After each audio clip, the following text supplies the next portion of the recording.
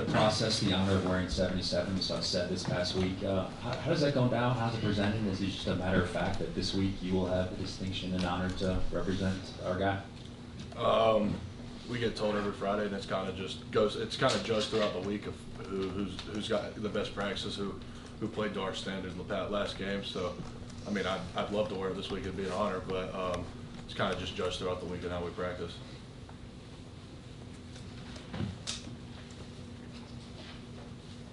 I have a broad question. How do you feel like you guys played this last week? Up front or as a unit? You up front. Definitely a lot of room for improvement. We've got to be more physical, get more movement, open up better holes for our backs to hit. Personally, it's just not our standard, but I think there's a lot of ways to improve in that, and it all starts in practice and how we approach things. Hey, sort of going off of that, what are the specific things you want to see improvement in, and how you guys go about making those improvements? Physicality, wanting to finish people, just having a mindset to go out there and make somebody quit. I think that's what it takes to play in the trenches anywhere. But I'd like to see that mindset out of all of us, and it'd be a consistent mindset, not just a once a week kind of thing, just kind of going out there and improving on something every day and working towards that. What's a film session with Coach Searles like after a week where you felt like you didn't necessarily live up to the standard?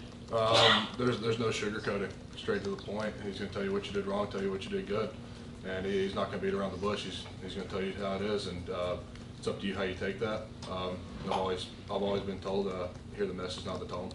So I think that's helped me a lot throughout this process, and I think it's helping our offensive line a lot throughout this process.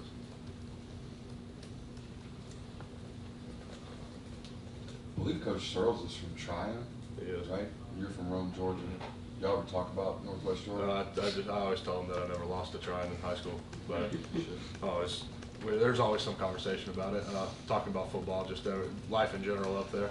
He calls it God's country up there, so we have some kind of connection with that.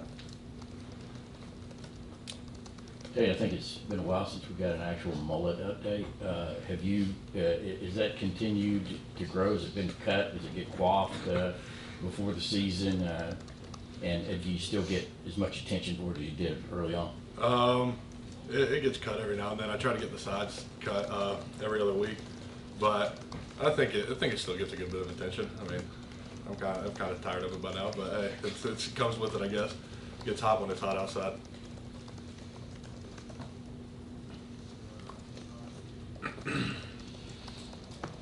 I just wanted to ask, I mean, Amarius Mims, first full season really starting, you spoke pretty highly on him early on before heading into the season, but what have you thought and saw from him, especially playing right next to him so far this season? I think he's a physical freak. Like I said, from all of us, I'd like to see a mindset of finishing people because I know he can do it better than anybody out there. I think he's a phenomenal player, but I would like to see him play with a mean streak, I think is what I'm looking for. But he's a great player, and I love playing next to him. Helps me out a lot. And I try to help him out as much as I can, but I really enjoy playing next to him. Hey, what would your advice be to some of the offensive linemen who are going to be playing in their first SEC game on Saturday, just about what they're getting into and what they're going to be up against? Don't treat it like any other game. I mean, I have the mindset of every game. It's about this game. Like I didn't prepare for UT Martin any differently than I'm going to prepare for this game. I treat it all the same. So I kind of try to pass that on to them. Don't make a bigger deal out of things than what they should be. Every game's a big game. Every game matters. Every game's important, and I try to view it as no game's bigger than any other. Do you want to follow up on the hair? Carson used to cut it. Does he still cut it, or does he graduated from that now? He cuts it every now and then, but not as consistently as he used to. Coach Simpson said that in week one they loaded up the box, take away the runs. That it's much easier to run for 50 yards than just block and throw and catch. How frustrating does it get when you see that back-to-back weeks? I think saying that's kind of an excuse. I mean, good offensive line's going to figure out how to block that either way. So I think we just got to go out there and execute better and pick up on blocks. I mean, I think it's just a bunch of excuses saying people load the box, not being able to run the ball. When you saw Dylan Bell make that cut and score the touchdown, were you surprised, or did you see plays like that from him at the running back spot in practice? I wasn't surprised. I know he's a tremendous athlete, and I know he can make big plays wherever he is on the field.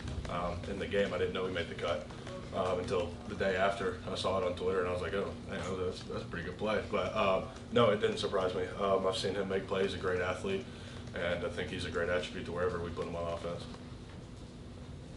Tate, this is the last year for the SEC East, playing South Carolina, playing Tennessee, Vanderbilt, matchups you've kind of grown up watching, I guess, with Georgia. What's your thoughts about all that going away in terms of that and, Texas and Oklahoma coming in? I haven't really formulated an opinion on it right now. I'm still just trying to take things 1 week at a time right now. I haven't really looked into that much. But, yeah, I just haven't really thought about it that much. Tate, South Carolina's got a really experienced D-line that you faced a couple times before. What have you seen them from them in past matchups? And based on the film going into this game, what are you kind of expecting from those three guys? They're physical. I do remember that from last year, but as of right now, I haven't really gotten into the film with them in their past games. Still looking over the previous game and kind of getting to that tonight, watching their film. But they're always physical. They always have a good group, plays hard. But I think it'll be a good matchup. I was talking to Oscar about the art of blocking, and he says one of the best parts about it is getting some recognition, some love from big fellas up front. Do you sense that? Do you see it? Do you watch it and kind of tell them, yeah, that's what we expect?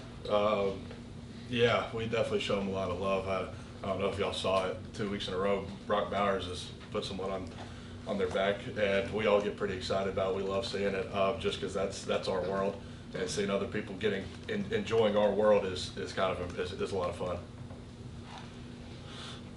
Tate, we had an opportunity to, I guess, see you in our world this last summer. You were doing some NIL work and some video. What did you learn from that experience of kind of doing those shows and sharing your opinion with fans? The words can be twisted. I think I kind of learned that the hard way. Got some backlash for some things I said, but it's a learning curve. Definitely a learning experience. I learned from it, but me and Zila had a lot of fun doing those, and it turned out to be really good for us, and we hope to keep that rolling. Any more questions for Tate?